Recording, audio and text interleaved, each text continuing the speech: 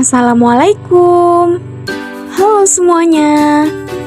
Di video sebelumnya, kita sudah belajar mengenai sistem pernafasan manusia, yaitu pada submateri organ-organ sistem pernafasan manusia, mekanisme dan frekuensi pernafasan. Nah, di video kali ini, kita akan kembali membahas mengenai materi sistem pernafasan manusia, yaitu pada submateri volume pernafasan dan juga gangguan pada sistem pernafasan manusia. Nah, yang pertama kita akan membahas mengenai volume pernafasan. Sebenarnya apa sih volume pernafasan itu? Jadi, volume pernafasan adalah udara yang dapat ditampung oleh organ paru-paru saat proses pernafasan berlangsung. Volume udara yang digunakan dalam proses pernafasan terdapat beberapa macam. Nah, yang pertama yaitu volume tidal. Volume tidal ini adalah volume udara yang keluar masuk paru-paru saat tubuh melakukan inspirasi atau ekspirasi biasa, yang mana volumenya yaitu sekitar 500 ml. Yang kedua yaitu volume cadangan ekspirasi. Volume ini merupakan volume udara yang masih dapat dikeluarkan secara maksimal dari paru-paru setelah melakukan ekspirasi biasa. Volume cadangan ekspirasi ini sekitar 1.500 ml. Yang ketiga yaitu volume cadangan inspirasi.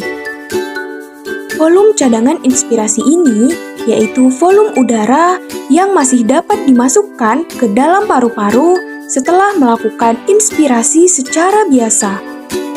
Volume cadangan inspirasi ini yaitu sekitar 1.500 ml. Yang keempat yaitu volume residu atau volume sisa.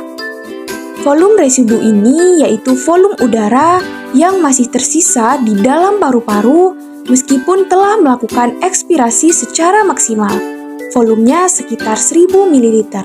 Yang kelima yaitu kapasitas vital paru-paru. Kapasitas vital paru-paru ini yaitu total dari volume tidal ditambah volume cadangan ekspirasi ditambah volume cadangan inspirasi. Yang mana kapasitas vital paru-paru ini sekitar 3.500 ml. Dan yang terakhir yaitu kapasitas total paru-paru. Kapasitas total paru-paru ini yaitu volume udara yang dapat ditampung secara maksimal di dalam paru-paru. Volume kapasitas total paru-paru yaitu volume kapasitas vital paru-paru ditambah volume residu, yang mana volumenya itu sekitar 4.500 ml. Nah, jadi ada beberapa gangguan yang dapat menyerang sistem pernafasan manusia. Yang pertama yaitu asma. Asma adalah penyakit yang terjadi karena penyempitan saluran pernafasan sehingga penderitanya mengalami kesulitan bernafas. Penyebab penyempitan saluran pernafasan ini biasanya disebabkan oleh masuknya zat pemicu alergi ke dalam tubuh.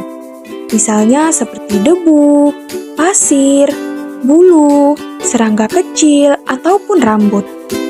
Nah, masuknya alergen tersebut akan memicu tubuh untuk menghasilkan prostaglandin dan juga histamin. Senyawa kimia tersebutlah yang dapat memacu penyempitan saluran pernafasan, sehingga penderitanya mengalami kesulitan untuk menghirup oksigen yang cukup. Yang kedua yaitu pneumonia. Pneumonia ini adalah penyakit yang disebabkan oleh infeksi bakteri Diplococcus pneumoniae.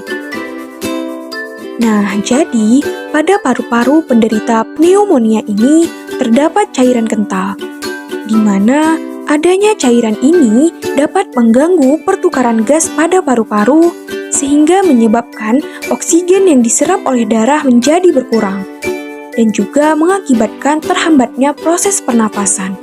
Yang ketiga yaitu emfisema. Emfisema ini adalah penyakit yang menyerang paru-paru, di mana penyakit ini menyebabkan kerusakan pada alveolus, yaitu kantong udara di paru-paru, yang mengakibatkan penderitanya mengalami sesak dan juga kesulitan untuk bernafas. Nah, emfisema ini biasanya disebabkan karena kebiasaan merokok, polusi udara, dan juga polusi asap rokok yang ada di sekitar kita. Yang keempat yaitu tuberkulosis atau yang sering disebut dengan TBC. TBC ini adalah penyakit paru-paru yang disebabkan oleh infeksi bakteri Mycobacterium tuberculosis yang ditandai dengan terbentuknya bintik-bintik kecil pada dinding alveolus. Nah, bakteri tersebut dapat masuk ke dalam paru-paru dan mengakibatkan pengidapnya mengalami sesak nafas yang disertai dengan batuk kronis. Nah, jadi udah pada tahu kan apa aja gangguan yang dapat menyerang sistem pernafasan kita? Agar kita dapat terhindar dari penyakit yang menyerang sistem pernafasan, yuk jaga kebersihan lingkungan dan menanam pohon. Selain itu, kita harus selalu menjaga kesehatan organ pernafasan dengan makan makanan bergizi, olahraga teratur, dan juga hindari kebiasaan buruk seperti merokok. Demikianlah pembahasan kita pada materi sistem pernafasan manusia. Semoga penjelasan yang disampaikan dapat bermanfaat bagi kita semua. Wassalamualaikum warahmatullahi wabarakatuh.